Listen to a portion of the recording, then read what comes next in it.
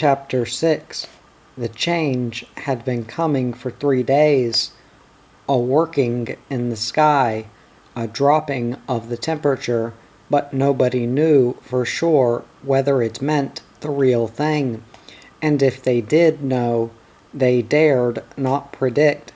They had been fooled too often. Even weather reports were treated with disdain and suspicion, but never with indifference.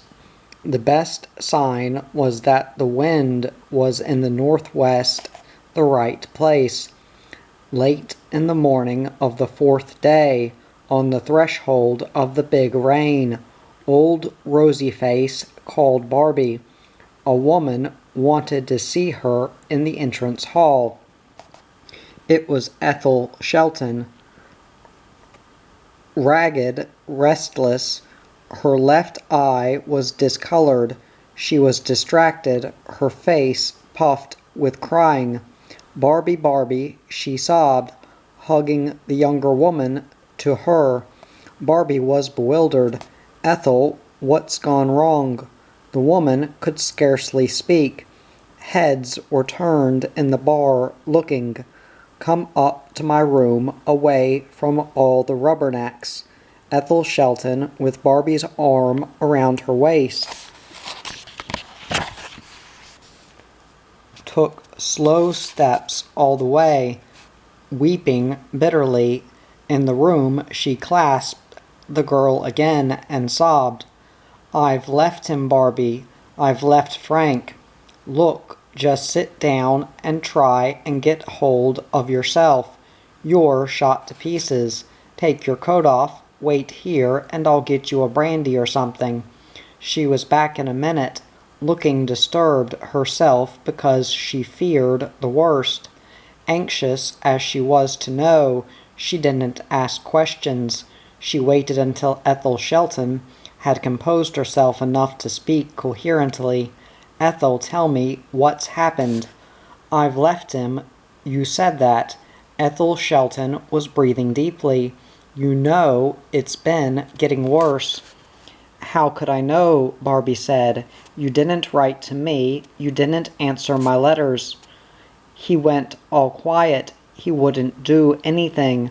Just walk about outside and go away for hours at a time, just walking for miles." Barbie put the brandy to her lips. Not a word out of him for days on end. All shut up. And then suddenly he'd fly into rages and abuse me for everything. "Did he do that to your eye?" Ethel nodded. "This morning he's never hit me before. Never." She walked over to the window. She turned and came back, sat down again, and looked fixedly ahead. "This morning he was outside, Barbie, and I was watching him. Jim Kelly's boy and another boy with him and dogs with them out hunting. I suppose they stood a bit off and started cheeking him. Look, there's old Goofy, frightened of the wind. I heard Kelly's boy say that myself. 'Look out, the wind don't get you, Dopey,' he said. I went out quick to shoo them off, but it was too late." Frank was in a violent rage with their taunts. He chased them, and I followed. He caught young Kelly and half shook the life out of him. And I saw him. He booted him so hard the boy cried in agony. Yes, when I got up to him, I told him he shouldn't have done that. I went him a bit because, if you could have heard that kid cry out, he just walked back to the house. Frank, when I got in there, he flew for me. He called me for everything, then he hit me. I don't remember any more except waking up on the floor. He was in the bed, lying on his back, asleep. I just threw on some things and drove in here. I didn't care where I went." "But leaving him," Barbie began, as though she could not see Ethel Shelton ever doing that. The woman started to sob again. "I just had enough, Barbie. I just had enough." "I know," Barbie said, touching the worn hand, not relaying the disquiet she felt. "But I don't think you should have left him, Ethel. I know you had to, but I don't think you should have. Does that make sense?" Ethel Shelton understood. It was the way she felt. "Don't you think you should go back?" The woman shook her head, too gone for words. "You said he was asleep. Are you sure it was sleep?" I don't know. I just ran out." It was plain that she too had had the same thought. "Go back," Barbie said, "and I'll go with you." "No, I can't. I can't stand it any more, and he might be dead." Barbie finished the thought in her mind. She knew what was required of her now. Ethel Shelton had come to her not only out of friendship, but also remorse and contrition, for confession, forgiveness, and desperately needed help. "All right, I'll go for you," Barbie said. Through wind, under rolling heavens, and into darkness, Barbie Casabon drove that hoarse and sulky. She turned off the road, through the gate, and down the wobbling track. There were no lights in the house. She pushed the door open and went in, calling his name. She lit 2 hurricane lanterns. She went into the bedroom, but he wasn't there. The wind thrummed and shuddered. The burlap walls flapped. In the fireplace was a heap of ashes. Leaving 1 lantern in the house, she took the other and went outside. She walked all around the house, into the shed, and headed toward the field. The flame gulped and fluttered in the globe. The bobbling circle ringed her like a crinoline of light. She heard the thwacking of the front door. Lifted tin banged on the shed roof. There was a cry on the wind. It came again, like a man falling into an abyss. She ran back toward the house. There she peered all about her into the gloom, walking this way and that. Suddenly, close at hand, she heard a terrible moaning, and the sound of a creaking limb. Sick with apprehension, she went towards the sound. She stopped before a giant dead gum, a tree with 50 gnarled and knotted arms.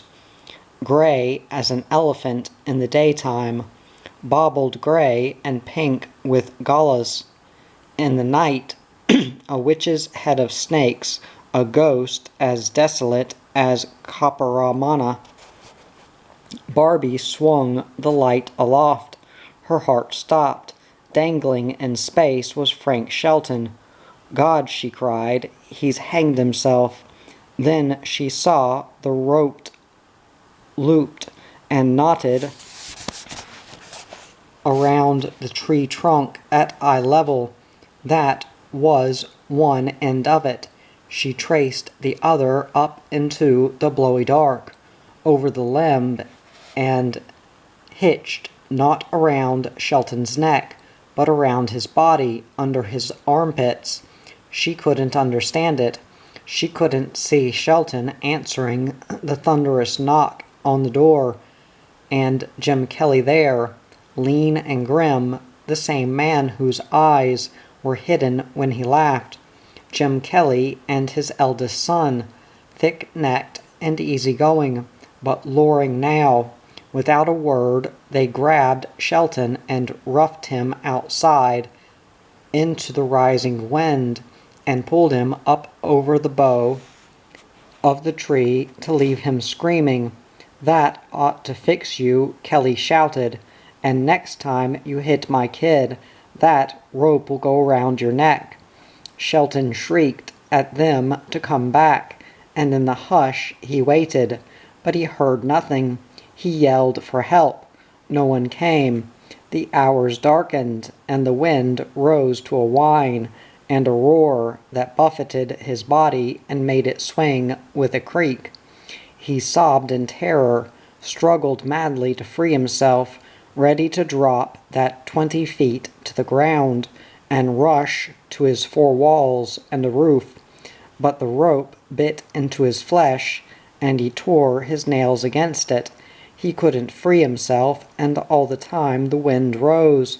It broke against him, and his panicking thoughts, his leaping imagination, told him his sockets would be blown eyeless, his clothes and then his flesh blown in dust from him, and his skeleton would creak and dance on the rope, and then in pieces that, too, would desiccate and granulate and go up into the roaring sky and be lost in the ocean. He howled like a man berserk against this frightful picture, but the wind rammed the words back into his mouth. Before even his own ears could hear them, he coughed and retched, and the bile nearly choked him, filling his nostrils with acid. Feebly he cried and moaned, his head lolled on his chest. He rocked like a dead man hanging. Barbie could not see any of this. All she could see was the dreadful spectacle of a man she had known caught between heaven and earth. She could hear his groans and knew that he was alive, but she didn't know how to get him down. She was afraid to untie the rope for fear he would plummet. She doubted her strength to hold his weight and lower him gently. Then the soughing and the drumming beat above the sweeping wind, and it fell back in ragged gusts to make way for these sounds.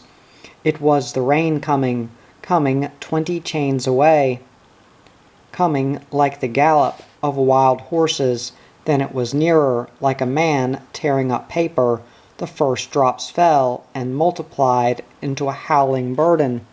Barbie decided to take a chance. She unknotted the rope, holding the end and unwinding it until 2 coils remained around the tree trunk. Carefully, inch by inch, she let out the slack. The coils turned slowly on the bowl. Shelton descended inches at a time. Out of the darkness came 2 horsemen, one with a lantern streaking light.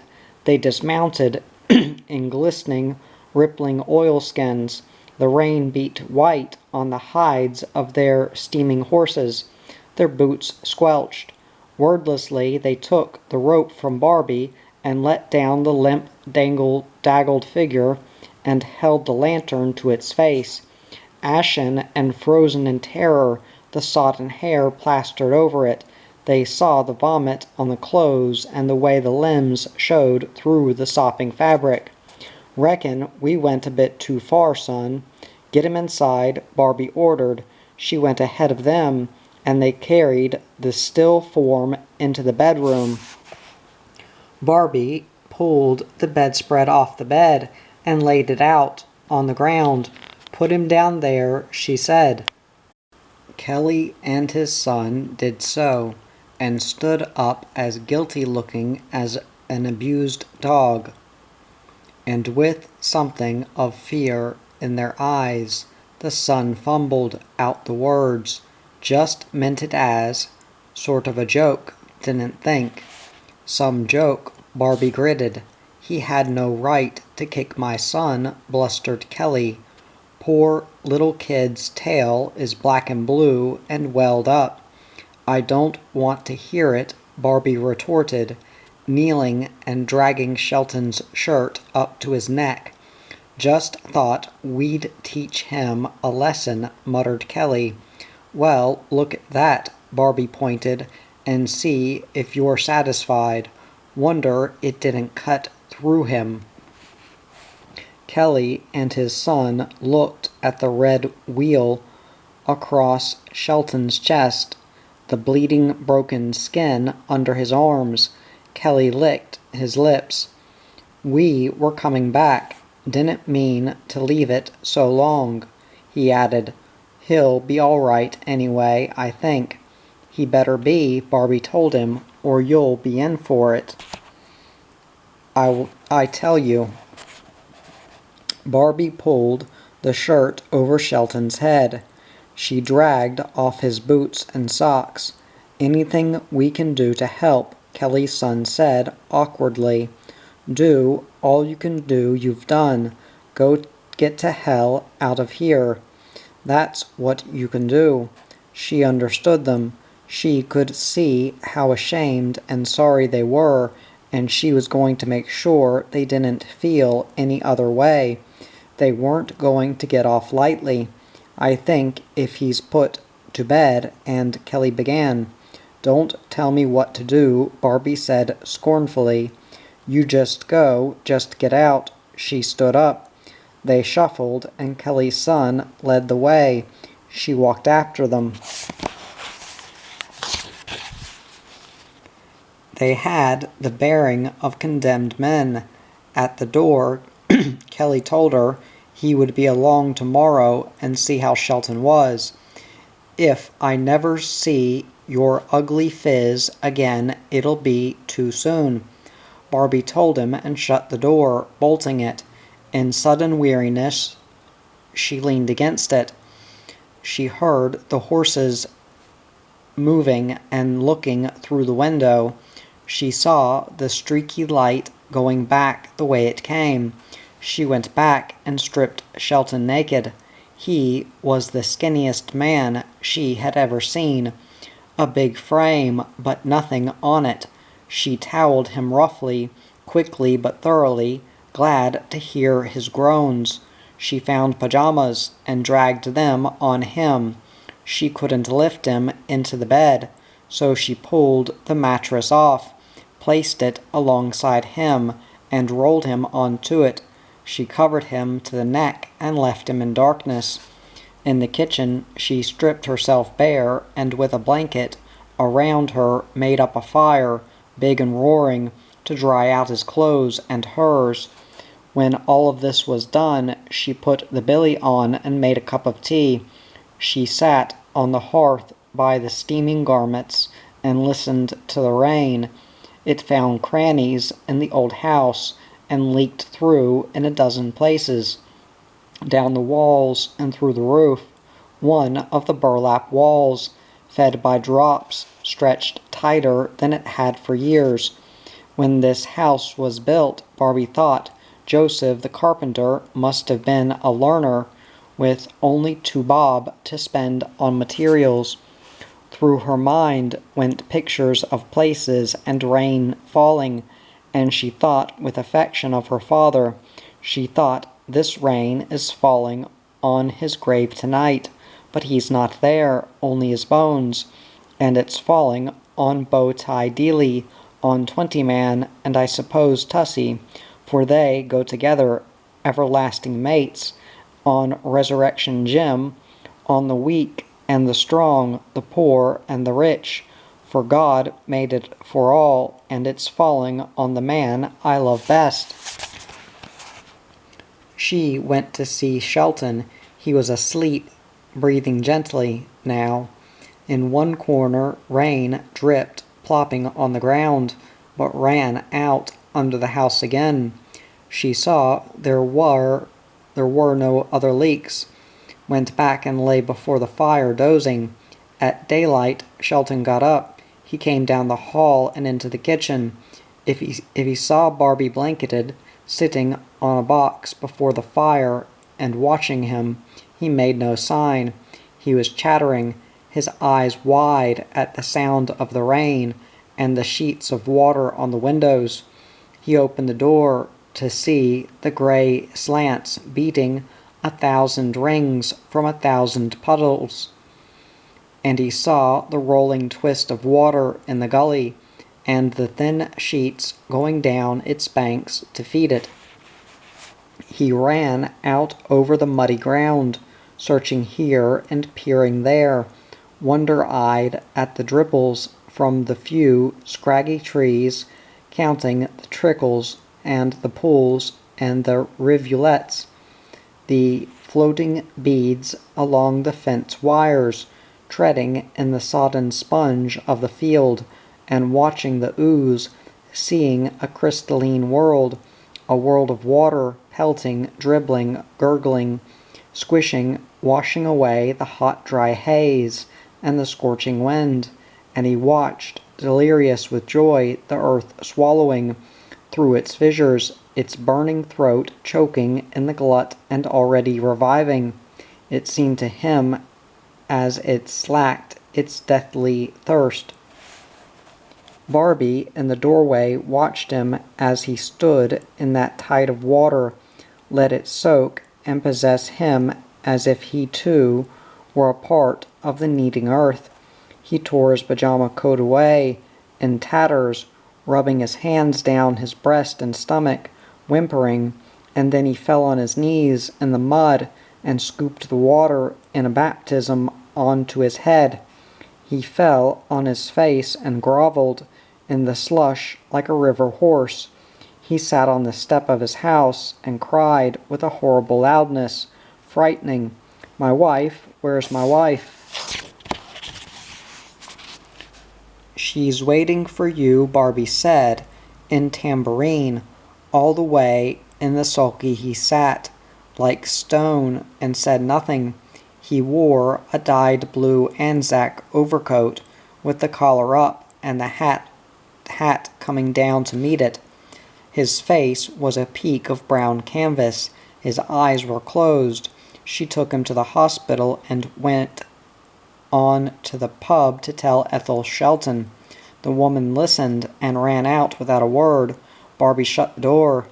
"Ghost, I'm just done." She took off her wet clothes and crawled into bed. There was a knock on the door. "Barbie, I want to see you." "Go away. I'm asleep." "Asleep? I'll dock your wages." "You can dock yourself for all I care," mumbled Barbie. "That mother of yours," said old Rosy-Face. "She had the light on in there all night. What's she think it is? Bush Week? Think a man was made of money. You tell her next time she comes here bring her own lamp. And cut out the grog." Blubbering and walking about like a ruddy banshee. Barbie didn't hear a word. She had a dream, and he was with her, in the room and in the bed with her. His breath was sweet as pine chips burning, his talk all whispers. She could see the devil in his eyes all light. He was strength and she was submission. He loved her and he was fierce, and then the great calm came. She awoke, she lit the lamp. She was in anguish for him because he was lost to her. And again, in the dream, he came staggering to her, out of the light glare, as if he walked out of the rising sun. He stood black in the doorway. She could not see his face for the blood. She wiped it away, and one blue eye was smiling, then the other, the brown, and she wiped the mouth, and it was smiling. She wiped away the blankness of blood to find life and pleasure. That afternoon, when Barbie woke, smiling and famished, Edna told her that some snooty dame had been in looking for her and was coming back again that night.